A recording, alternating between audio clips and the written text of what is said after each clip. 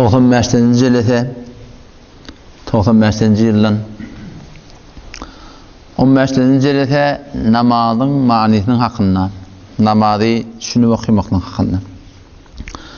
Elhamdülillahi Rabbil alamin ve salatu vesselamu ala seyyidina seyyidil enbiya'i vel mursalin ve ala alihi ve sahbihi ecmaîn. Muhterem Müslüman oğlum, elhamdülillah Allah Teala tawfik berip namazy düşünip okumaklyň hakynda ki ulaqam bir döwlet eger biz öz musulmançylygymyzda üç zady düşünsek köp zadyň düşmi biziň ýaşaýyşymyza geljek. Awal baştan la ilahe illallah Muhammedur Rasulullah'ni umum bu Türkmen musulman düşünmeýän aýdygysyny. Enemiz, atamyz, kakamyz, garrajamyz, mamamyz, babamyz umum şunu düşünmeýän aýdygy biz. Biz hem düşünmeýän gelip illa maşallah ahum molla bir ehli mutalae birda özüni düşünmese umum Türkmen musulman şunu düşünmeýän aýdygy. İkilenizden namaz okuýat, ýa namaz okuýdyk. Inki mübarek yer insanyň başarafat ýeri maňlaý, şonu ýere goýup Allah Taala ketmeşdik.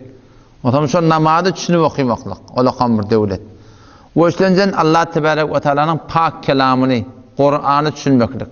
Eger şu üç zady düşünmelse, tendiýen boljak diniň kullen mana mefhumi, din diýerleri näme, islam diýerleri näme, şeriat diýerleri näme, şoň fehmi bize geljek. Bir düşünmejek kulli suratynda. La ilahe illallah Muhammedur Rasulullah düşünsek, namaz düşünsek, Qur'an düşünsek. Ehli ilm aýdypdyrlar ki her kimi ki Allah Taala bilen ketmeşek bolsa, hususy suratynda namaz okuýdyn diýipdir. Allah Taala ketmeşeden gelýän has bir ibadet bilen namaz okuýmaly. Werki misliýän bolsa ki Allah Taala şo bilen ketmeşsin. Mustaqim sen oýadyň bilen ketmeşsin. Oňa näme diýipdirler? Qur'an okuýmaly diýipdir. Oğlum inşallah şu üç zady ele getirmeklige ene elhamdülillah şu baştada şu jelete başladı da şu öýlenmedenden ta zımman ewi aragına sedim inşallah ba şol näçe däne mowzuň taşda gurrun bolýar. Şeň üç däne mowzuň taşda gurrun bolýar. Ki la ilahe illallah Muhammedur Rasulullah düşünmeklik, namazy düşünmeklik ki ene kim şu jozbe kimin elinde şanda ba şoň manysy ýadygy we bir de imany, Qur'anyň üstünden imany öwrenmekligi biz alad etmektik gerek. Allah Teala şeýsini kabul etsin. Dertimiz bardy Sure-i İhlasa. Subhanake'ni düşündük. Ve Sure-i Alham şerifte düşündük. Indi Sure-i Kul huvallah. Şu jeletelerde näme üçin şereket etmeli? Şu insanyna horak ba, horak-ı fikri ba, horak-ı ruhi ba ve horak-ı cismi ba. Horak-ı ruhi ibadet. Horak-ı fikri mutalae mufid bolsun ya namufid bolsun. Kelle birda bermeli. Ve horak-ı cismi de näme? Şu belli zat güni 3-4 bat ewatis. Oğlum şu imitin, fikrin, ruhun imiti ibadet mutalae mufid. Bize dol öz vücudumuzda tezyiq edip durmalı. Yani gazaib tezyiq etişimi diýalak. İmani taýdan, ruhi taýdan, fikri taýdan bize öz vücudumuzda tezyiq edip durmalı. Ta ki nämetin şu gowwe ruhani bizde kamil suratynda bir halty etidally dursun. Şu jeletlerde şerek etmekden maksat şi ki bizde iki däne zat dogrulygyň kemesken bir ihsas mesuliyet nisbet bedin we öz dindaryňda da imany etiqadyň kamil bolsun, bitin bolsun. Öz imanyň bitin bolsun Allahyň zatyna, sıfatyna, Allah Taalanyň dady ýetýärligine, giňişlik berýärligine şol bir Allahdan bolýarlygy. Hazreti Ali radıyallahu anhu bir gün mescidde oturýdy diye. Oňa şu mescidde oturýan bir saýr gelipdir, dilenip gelipdir, şeýle men muhtaç adam maňa kömek etseň. Hazreti Ali radıyallahu anhu awwal öýde 6 dirhem goýupdyrlar. Bir Fatyma bilen gurrun edipdirler. 6 dirhemi de un satyn almaly goýupdyrlar. Hazreti Hasan ya Husayn radıyallahu anhu men birden bir iberdi diye bar näleňe aýt, şol 6 dirhemi berdin. Näme diýip saýle berjek. Bir Fatyma radıyallahu anha da Peygamber Hudaý sallam gyýdy. O da sadaka vermäli hiç bir gurrun ýok. Ýöne ya dabary etmeden çyrym oğlanjyga aýdyp göberdi diye bar dädeňe aýt. Keşeýle biz un alma boldyk. Ol oğlany ýörtüp geldi däde şeýle nälen pula bermedi. Ýöne şuny targy diýberdi. Sen un almaly diýip aýtdy 6 dirheme. Hazreti radıyallahu anh diye bar ne ait şu 6 dirhem ben berdim şu dedi. Şu 6 dirhemin hemmetin berdim deyip izin bir kep aytdı diye. Eğer bizim imanımız, yaqinimiz, etiqadımız Allah Taala'nın yanındaki hazinatındaki bağdada artık masp olmasa ilmideki zattan onu bizim iman etimadın Allah Teala doğru dedi. Elindeki bağdadın hemmetin vermeliyen gurun yok. Yöne şu inanç Allah Teala'ga bolmalı. Allah getiriyor. O Peygamberimiz ayıptır, Kur'an'da geliptir. Men caa bil hasene felehu aşru amsaliha. Her kim bir qavluq bilen gelse Allah sonra kemiz kim 10 qavluq verecek. Birine 10 mara var deyiptir. Men dellezî yuqridullaha qardan hasena. Her kim Allah Teala'nın yoluna qavu qardı verse, harc etti. Allah Teala sonra feyudâifehu arttıracak menittir Allah Teala. Yaqin etmez sonra. Meselullezîne yunfikûne emvâlehum fî sebîlillah. Ol bir adamların mallarının mesali ki malların Allah'ın yoluna harc ettiğerler ki meteli habbetin aynı bir tane. Sen bir dirhem verdin bir tane. Embetet seb'a senabil. Sen şu bir dirheminden bir taneden 7 tane hoşa koyuyor. Fi kulli sumbulatin mi'atu habbe. Her hoşada da 100 tane var diye. Neçe oldu? Bir oldu 700 oldu. Şey değil mi? Vallahu yudaifu limen yeşâ. Allah kiminkin arttıracak ihlasına göre. Bana itneyenine deyit diye ki hemmetin bersin deyit. O zaman gidip oğlan alıp geliptir o sahile 6 dirhem benim peş etti diye tenkişi deyit. Bir az vakt geçmeyaptır anırdan bir adam düğe alıp geldi diye. Düğe ve atatlık kim alacak kim alacak onun başını kaldırdı diye düğe tatlık alıp geliyelim mescitten çık ya muamelet diye derse diye anladım bunu 140 dirhem. 140 dirhem bolsa bolar yöne ben şu at pulum yok. Nesiye bolya nesiye olsun. Peygamberin koyarken nima diyen adam? O zaman bolya deydi. Dağaçlı bağa deyiptir. Bağadan durdu. Az vakt geçmeyaptır yine de anırdan bir adam düğenin taşına ketpeye diye. Düğe tatlık mı abi? Hava tatlık neyse? 200 dirhem. Yöne nakt etti. O zaman sonundan 200 dirhemin muameletle diye 140'a eltip 10 bergin verdi diye 60'ı da eltip bir Fatıma radıyallahu anh eline koydu deydi. Bu ne mi? Onun için Peygamberin vaad etti diye. Bira 10 vermeli deydi. 6 verdik 60 oldu deydi diye. Yani yaqin Allah Teala'nın yetiriyerliğine, inanç Allah Teala'nın dadı yetişiyerliğine, giyinişlik beriyerliğine, şu ceretlere şerik etmez, şu gurunları eşitmeli. Şimdi iman, yaqinin gurunu eşitmeli, ta ki senin yaqinimiz doğrulansın. Şimdi bizim Hudayımız, Rabbimiz, Zat-ı Mukaddesi Allah Tebarek ve Teala beni görüp duruşu. Şu hesap et o da 24 saatte neçe lehzet tesevvürüm var Allah şu beni görüp dur. Şimdi fikir edin, öyle imanını sen rücu et de, yorgunsun niyetin, haytır meşguliyetin var, haytır bir yardımın. Sahabeler şifarmış Huday Teala'nın yanına varanda. Sureye Maiden evvel cirine gidiyor. Yesnûne sudûrahum liyestehfû min diye. Ayak kolu varlarına utanıp, itirecek yerlerine koynuklarını. O da çaren yok. Çaren yok, zaten burada etme oynayan zaten. Şu tadı öğlerini ezbez ki şolara Allah Teala görüptü, eşitiptü diyen fikir, akida, istihzar mıçık şolara, şöyle ön ayak kolu barında itere giderlemiş şolara. Ama bilay sen Hasan Allah yardım açışıya. Türkmen ne diye? Kavanna Allah diyor diye. Kaçanna Allah diyor deyiptir diye. Kavana Allah diye malını orlap var ya Allah yetire var. Kaçanna ne? Alkasıp var ya Allah şigerek men tutturma var. Kaçanna Allah diye, kavanna Allah diye de. Şu hatara çönüne Allah yadı çiğe. Ona ne mi diyorlar? Ona imanı Firavuni diyorlar. İmanı Firavuni. Firavun iddiayı Hudayı eden adam. 9 tane Firavun şu. Hemmeti iddiayı Firavuni Hudayı eden adam yok. Şu ahirki Firavun'un edeni şu. İddiayı Hudayı ettir. Onun şu iddiayı Hudayı eden Firavun vakti ki suva çümp bariyaka berden bariya da deriyan ona bariya Musa Aleyhisselam bariya kavmi bilen İzin ola da var akıyım, derya yalak bulup diye geliyerli diye izin. Firavun'un kavmi. Musa Aleyhisselam'da bir tane neleke kavmi bilen, o da Rud'un Nil, ya Musa dedi, inna lemudrikun, inna lekem, bulabe tutulup etti. Bu evden su deryatı var, izin Adam deryatı geliyor. Bir derya yalak mevcut leşker, olakon leşker geliyor. Musa sen kelle, herkes bolmar dedi. İnne ma'a ya Rabbi seyyehdin. Menin Rabbim Allah'ım bilen hidayet eder menit. Yol kadar. Derrev Musa sen vahiy olya fe uhayna ila Musa an idrib bi asakel bahr. Vur, ne mani? Asan bilen vur. Derya vur, bahra vur. Vurdu diye fenfelaka. Fekâne kullu firqin kettavdil azim diye. Açılıp 10 tane yol oldu diye. O zaman en dağıyarak şeylerden apşar yapıp yine koyup dola. 10 tane yol açıldı diye. 10 tane taife miskin Ben İsrail, Musa Aleyhisselam kavmi. O zaman şondan böyle geçip gittiğyerler bariyarlar ahirin nefere Musa Aleyhisselam kavmi giriptir dedik. Geçip giriptirler Firavun ağından gelip etti diye. O men keramatım bu dedi diye. Menden çiğme asılttır dedi. Girin ileride. Bula da girdi diye. Olanlardan kaç çıkıp bariyarlar Musa Aleyhisselam'ın kavmi ahirin nefer çıktı mı? Bu taraftan Firavun'un ahirine girdi diye de. Allah'ın emrine yapıldı diye. İnanırken Firavun her iddiayı Hudaya diyen Huday nerede? Sen kim ahir? Huday nerede seni? Sen Huday olacağım. Sen peşo dehrede takap bilana. Hem mezadın dinin aşağına çeşmen ödünden ne? Kalbin ödünkü de gözün görücü tenen ne? Nefedin gidip geldi ödünden ne? İyi biçerin hissadın ödünden ne? Hissadın sen kim? Sen eğer bende olabilsen Hudaylığın sabit etti uğraqın.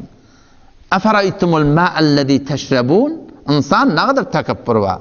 Onu Huday minnettir de.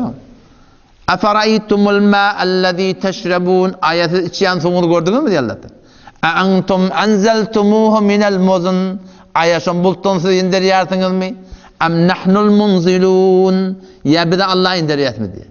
Lev neşâhu cealnâhu ucâca. Bir de Allah eğer irade ettik ki defeden geliyen su şora der diye. Felevlâ teşkurûn. Siz ne şükretmiyorsunuz Allah'ta. Afaraytum ma tumnun. İnsan ne kadar aciz. Ayeti şol dökken soğunu gördünüz mü diye. Şu şehvet var ya Allah Teala. Antum tahluqunahu. Şunu siz beceriyorsunuz mu diye. Em nahnul halikun. Ya biz beceriyoruz mu diye. Nahnu qaddarna beynekumul mevt. Ey insanın Allah'tan gafil olma. İnalekem öğünde ölümma. Nahnu qaddarna beynekumul mevt. Biz sizin aranızda ölüm mukadder edip koyduk. وَمَا نَحْنُ بِمَسْبُوقِينَ. Siz bizden öğüye çevirmersiniz diye. عَلَى أَنْ نُبَدِّلَ أَمْثَالَكُمْ. Sizi öldürüp de o dünyada başka bir şekil vermekle. وَنُنْشِيَكُمْ ف۪ي مَا لَا تَعْلَمُونَ. Bilmeyen heykelli yamaçlardan o dünyada sizi döretmekle. Bir de Allah sizi kadırdır diye. O dünyada Allah başka bir heykel verecek. Efendim? Siz ne mi? Siz gümenet yertiniz ki öldün gittin tamam mı kadiyatın? İnerdekem o atla orada yaptı. Yılı 10 kay yerinde odun teyyarsın geldi. Afaraytum ma turun. Aya yakyan odunu görüyorsun da Allah Teala. Te ödün tani ne kadar bir muhtaç. Şu zat-ı mukaddese. Entum enşa'tum şecerataha. Aya şun odun ne mebatı soğuktan desini siz döretiyatınız mı? Em nahnul munşiun. Ya bir de Allah döretiyatın. Kim döretiptir? Şu zat-ı mukaddes insan şu kadar Allah'tan gafil. Firavun iddiayı Firavun edip sonra suvat çümüp bir kişi ortlam deryaya kolzumdan şortundan avurtlarını sonra Allah yadını çıktı ya.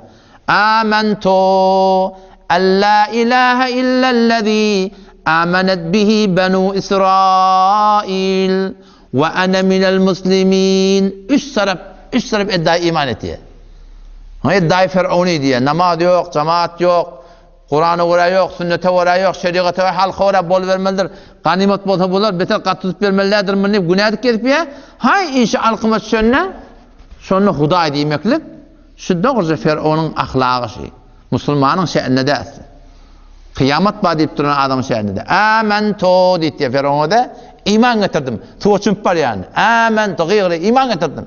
En la ilahe illellezî amenet bihi benu İsrail. Men şol bir ilahi ki benu İsrail iman getiriptir. Şunun başı ilah yokluğuna men iman getirdim. Ve ene minel muslimin. Men musulmanlardan. Men teslim deydi. Ne mi deydi Allah men? İnni men boyun alacak deydi.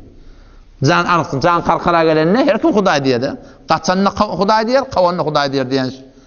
Allah Teala ne mi dedi? Al-ane inni ve kad asayte qabl tenavvalna fermaniyettin ve kunte minel mufsidin. Yerin gün hep pesat türetiyettin. Bir güne karşısın ödünü der. Yerin gün hep pesat türetiyettin. İnni peydası yok. Fel yevm nuneccike bi bedenike litekune limen halfeke ayet. Bugün sen bedenini deryadan çıkarar diye. Ta ki geleceklere ibret bolsun. İddiayı Hudaya'dan çünkü Firavun'un cesedi var. Mumyayı şu da.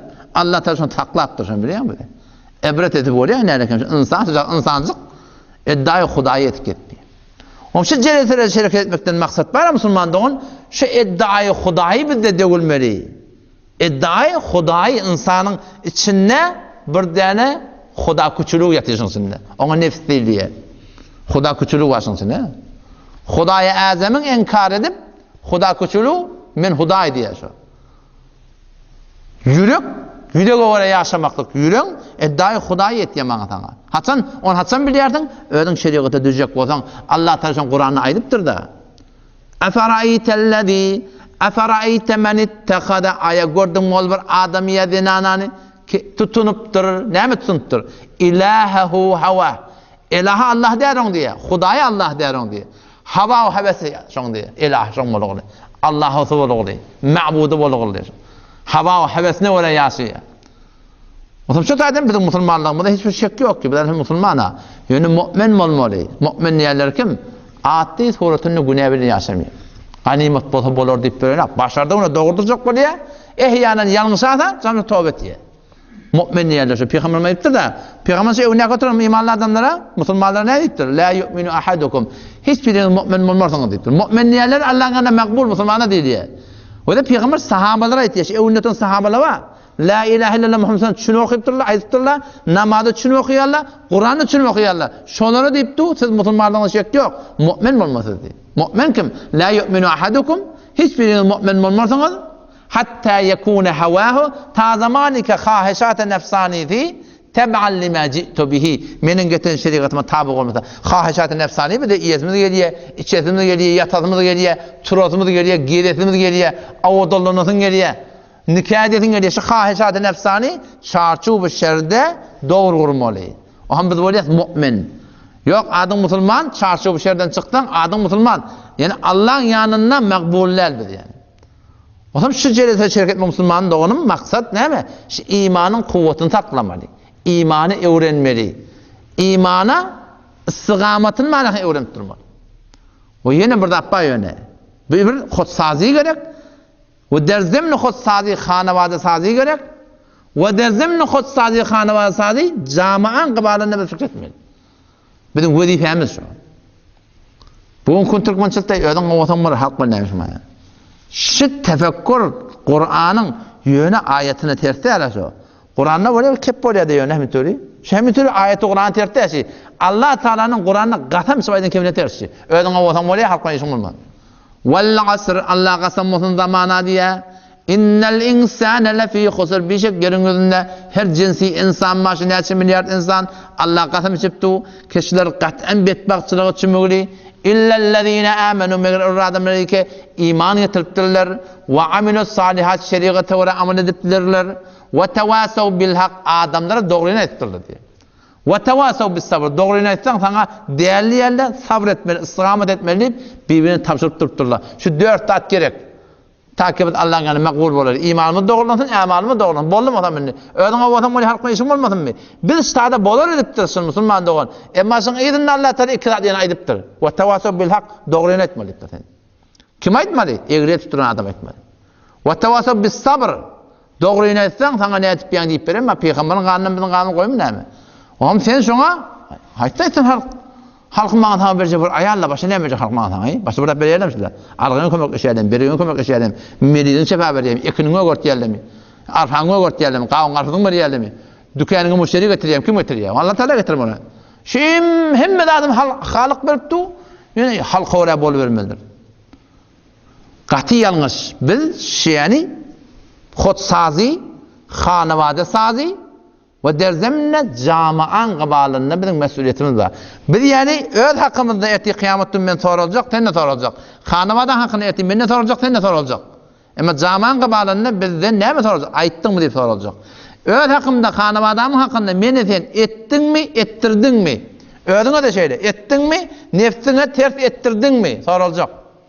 Nefsi mi ya Allah'tan şeyle katını?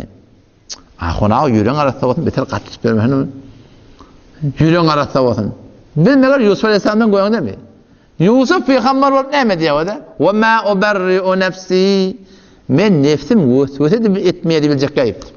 Men yüreğime hiyalat gelmeyebilecek ayıptır. Men yüreğime yok teleko gümen gelmeyebilecek ayıptır. وَمَا أُبَرِّئُ نَفْسِي Men nefsim arasında deyip bilecekken, nefsim güne hevat etmeye deyip bilecekken, yüreğime tereke hıyalat gelmeye deyip bilecekken. İnnen nefse bir şekli nefsiyelleri le emmâretun bissu. Besyar emr konende bebediydi. Yani le amirun bissu dediğim yaptır Allah Teala. Besyar emr konende bebediydi. Yusuf Aleyhisselam vakti kışol Aziz Mısır'ın heleyi ve gallakatil ebvab kapıları kulplap o da öyle ne bir adam ahime.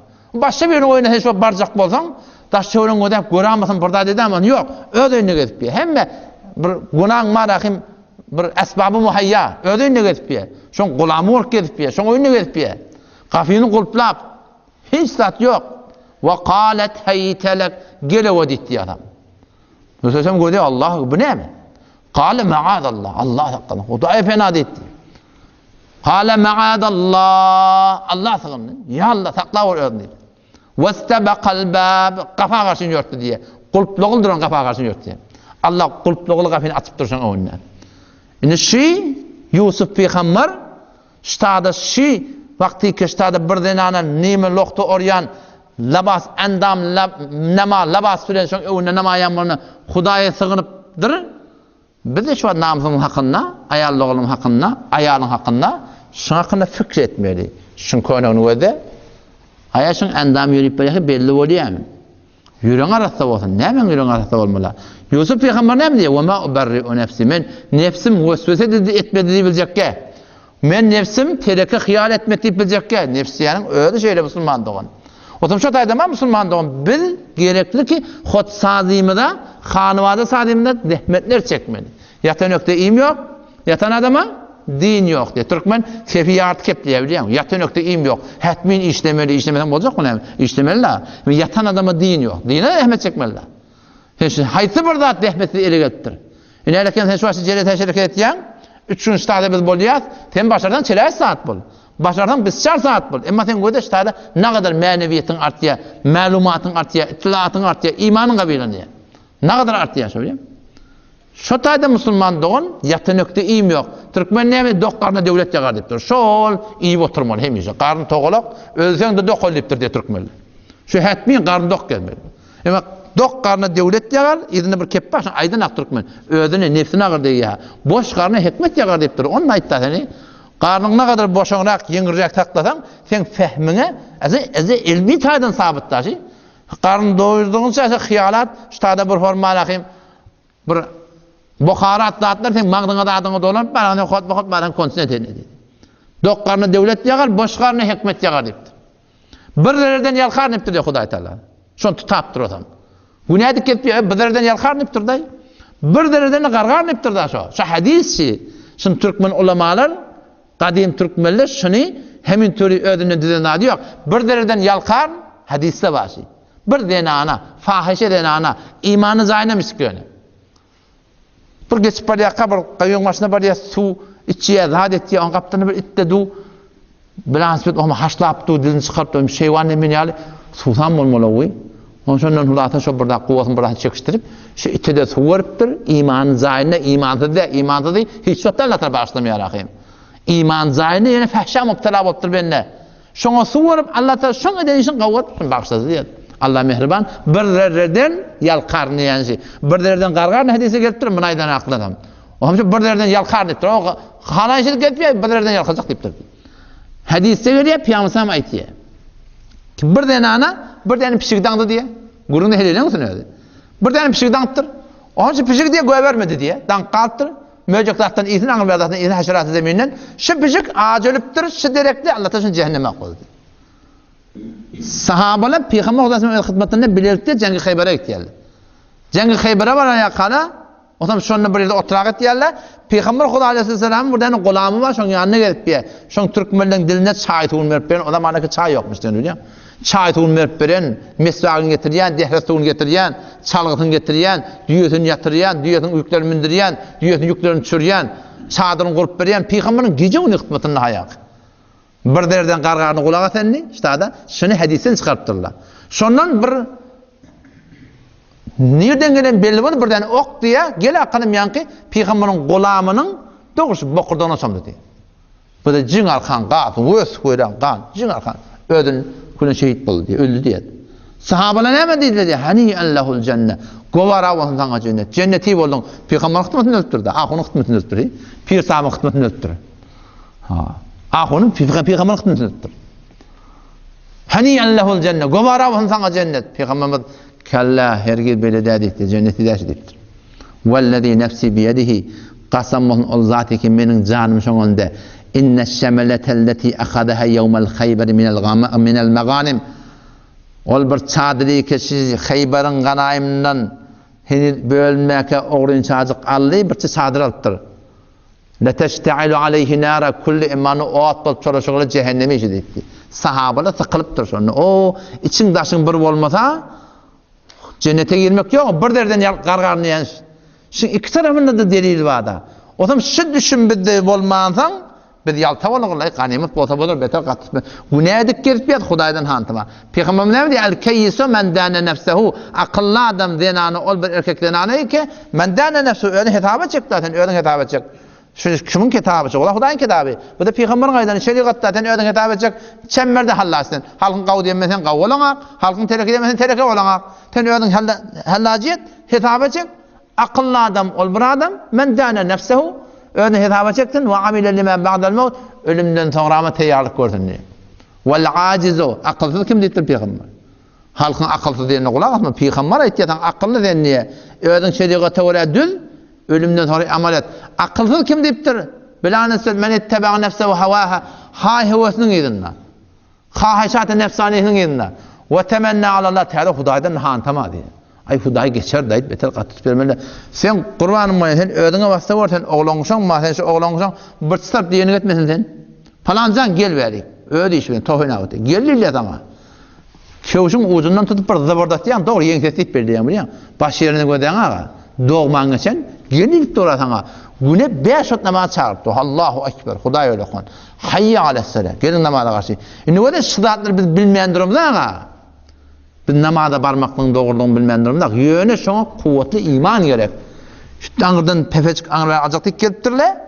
Dükkanına belli bir mamla olacak oldu. 50 mütün 100 mütün. Şu tarzı bir mamla var. Huday Teala mamlası. Peygamberime aydıptır. Her kim güne 5 ot namaz cemaatine kayım olsa Allah taşın 5 ot seyredecek deyiptir de avurksı dünyanın darang dirinden çıkacak deyiptir. Peygamber şey deyiptir. Maaşana hon kefte ya Allah hon kefte. Peygamber sen deyiptir. Her kim 5 ot namaz cemaatine kayım olsa dünyanın darang dirinden çıkacak deyiptir. Indi sen şunu Peygamber şey deyiptir. Kulplak kayıtmaklığa sen kuvvetli iman gerek sana. Kuvvetli iman gerek. Yok mene ganimet bolsa bolar. Dünyanın gündemin şu edavamında bir gün şolunda. Ki edin tesadüfünden aytdı ya falanından aytdı ya şimdi başına bela getirdi. O neyin başına ben bela getirdiydim ben. O sadece vurumsun dedim. Sen dedim namaza gelen ak. Oğlum sen onu namaza gelmeyeni kadaniyan çemçebilen çanakla ındırıp görüyorlar. Bunun peydası yok. O da teyze düşündürmeden çürüyüm ha. O da teyze Hudayın gözünden düşmedik bolsan son ne kadarlar var bila nispet. Haram ikkelpet derse dikkelpet. Aslında hiç yapma işi yok. Onun işi on ya. Şu Hudayın gözünden düşen adam şu Huday hakikaten. Eğer Hudayın yanına erzisi olsa bir adamın kıyışardın mı? Yaparda deriz ki dolanıyordun. Huday Teala'nın gözünden düşmedik olsa. Kul men kâne fid dalâle ayet Resulü Huda. Her kim gumrahide olsa. Bir adam gumrahiye giriptirdin. Hakkayt. Hudayın gözünden düşüptirin ne? Felyemdudlehur rahmanu medda. Rahman ki Allah olsun şol. Uduk muhlet veriyor diye. Bar senin edecek olsa. Hepsini istedin mi? Bar edecek olsa. İnnemâ numli lehum. Ne mi bir Allah muhlet veriyorsun? Liyezdâdû ismâ. Günahını arttırsın diye. O tadı ben tutacak deyip. Bu tadı ne tutacak Allah? Ve la tehsebennallâhe gâfilen. Allah'ın gafil gümen etme. Çünkü bu tadı tutum yerde. Bu tadı kakım yer ahim o. Bu tadı kak ya Allah biliyorum. Düşündürecek ol. Allah'ın gafil gümen etmesen diye. فَلَا تَحْسَبَنَّ اللّٰهَ غَافِلًا. Allah'ın gafil gümen etme. Amma ya'meluz zalimun. Zalimden bolup versinler. Ne kadar da mescide gelen Allah'ın gafil gümen etme. Onu yani tutamam zaten. İnnemâ yuakhiruhum bi şek ve solun. Hesap kitabını tahire koyduk. Li yevmin ol bir güne teşhasu fihil absar. Gözler şöyle açık kalıyor diye. Perk kurunak diye. Ne ama anında cehennem ark geliyor dedi. 70.000 ferişte her birinin ırsmeti var. Tekadu temeyyezu minel gayd kaharından yarılacak oluyor cehennem. Kullama ulqiya fiha fawjun sa'alahum khazanatuha. Her vakti bir zamatı oqlayalı cehennemin içinde. Sonra takçılar var cehennem. Sorayanlar. Alem ya'tikum nadir? Aydan diyen bolmadı mı? Nämedir? Şol günden korkmalı, şol günden. Allah beni hesap kitabı diye şol güne koydum. Aydan diyen bolmadı mı? Qalu bala qad ja'ana nadir. Aydan diyen boldu ki. Fekezzebna. Gerçekten o dünya gidip gelen mamnem dedik diye. İnkar ettik diye. Ve kulna ma nazzalallahu min şey. Şeriat ayettir. Kim ayet diye her kim öden halan şey ketip. Hudaý edipdir, Hudaý etdir diýip ýa-ni ödüňden düdü ýa-ni diýip aýtdyk diye. Ve qalu law kunna nasma'u afsusiyalla. Kaşke bir kulak atamasak da, ew naqilu ya aklymyzy işledemesek da, ma kunna fi ashabis sa'ir. Biz cehennemi bolmadyk. Allah biz şol güne hesap kitabı gize koyduk. Bu dünýä maturdan ýykmady, maşynydan ýykmady, haýsy bir müşrik getirmedi. Bu Allah'ın hak hakmaty şey. Hakmaty düşündirmeden çynip. Muhti'in adamlar kellerini kaldırıp muqni'i ru'usihim yürtüp görden çıkacaklar. La yerteddu ileyhim tarfuhum göz şu cehennemi şeyde gödeptu diye. Göz yerine uğranaktı yani. Şol gödeptu diye. Ve afidetuhum hava yürek boş. Kaygıdan, umitten boş külden diye. Şol ona Müslüman doğan fikretmeli. Yani şuna ne mi? Kuvvetli iman gerek da. Şu kuvvetli imanın zayini yere mescitle Allah'ın önüne, Allah'ın gurrun bilen, Allah deyiplerin adamları bilen oturuşup durmalı. Ta ki iman kuvvet taptın. Şimdi sizlere bir öğreneyin şey imanımı. Ayal gelverik oturuşlarda La ilahe illallah Muhammed Resulullah şey dedi ha şey. Biz sual için halka vara olmalı deyiptir. Hudaý hakdan Allah Teala imamını almaptır. Halka vara olmamıştık. La ilahe illallah şey diyesini. Sen ilahın Allah var. Sen Allah vara olayan. Kime vara olayan sen ilahın mı demiştik bula. Biz bilmeyenmiştik hamını. Oturuşlarda gel. İyile vara olmalı demiştik. Dine vara olmamıştık. Muhammedur Resulullah deyip dursa. Resulullah'ın sünneti vara olmamıştık. İyile vara olmalı demiştik. Dine vara olmamıştık. Düşünmeyaptır. Tövbe değil demeli. Şu oğlansa biz düşündürme Müslüman doğans. Biz düşündürmesin. Oturun şu taydama inşallah Teala. Sizin hemecenin taqaza. Elhamdülillah şu öz mescidimizde heftede 500 celete var. Yatır namazdan sonra. Bir ikin namazdan celete başladı. Ta akşama çeldim. Mahsus bir kilas ketlemeni öğreniyordun. Sen ayağını sen düşündürmeliler. Başka hiç düşündürmüyorsun ona. Oğlan sen düşündürmeliler. Oğul sırada otur. Vakti ki oğlan çok dindar olmasa sana peyda da veren ahim. Hudaydan korkmayandan korktudur. O yüzden şayet 14-15 yaşa çeldim. Dartıp burada sakladın. Ondan sonra başardın ahim. Şoň dindar ne demeyecek men? İkinden sonra bir kelas, yatıda sonra şu kelasta botdu. Evet bir gece çünkü marşlykty tätilçilik. Yani kelasta 20 dakikalık her gece. Bu da şoň 3-nji günüň marahym we tätilçilik bolsa men uzarak gitdiňde her gece 20 dakika kelas var. O şu 20 dakika bilen ne var ahim şu tökönýe, ştada sen kuvweti iman tapýarsın. Öýdüň şu öz wujuduna esas et. Gawlyk menne del, menne de gawlyk ýokdadyr. Ýöne gawlyk Allah'ın kelamyna, peýgamberiň kelamyna. Şu mehfeli kesen aňyrdan gelýärdiň, ýagşy niyet bilen gelýärdiň. Odam şi ýagşy niyet adam oturýardyň, şunda täsir bar. Şunda täsir bar. Allah temizden tawfik bersin. Bize şu kuvveti iman öğretmeli. Ve bir esas mesuliyet vermeli. Zaman kabalında biz fikretmeli. Kim fikretmesin zaman kabalında? Şoň ki Peygamber'e gelecek esen fikretsinler. Awala Peygamber kan yaptı. Ady köpi 124.000 näle Peygamber yaptırdy ýa.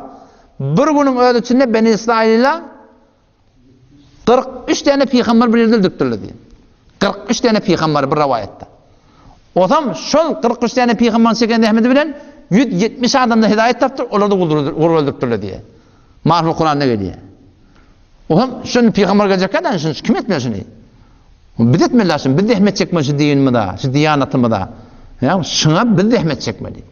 Allah temizden tawfik versin. İnşallah celete ta zaman golene çelim ba. Hem canın taqaza inşallah elin yetdiyen miqdarsa gelip baş şeriket edin. Özünün gorunda maktum musahir näme diye gören ol jört tatar eşten golaga da jört diyen başta doğadan samat noktaga dedi. Şey diye anırdı men görüp geldim dedi. Gören ol jört tatar dedi eşten golaga. O halk gemine gulak asper ta falan tünne toqymayalı falan o tünne to biz şu berk tünne toqymalar radi der o şigijeten ştada gal ha gijen bir yana turup bir tahajjud bir sünnetde biz şonu oqymasak radi de ödümde. Tünne toqynak diýändini. Mesela berk sünnete dursana. Sen şu gijen bir tahajjud ba şu sünnet oqymasak bilen arap bir kesip ýat.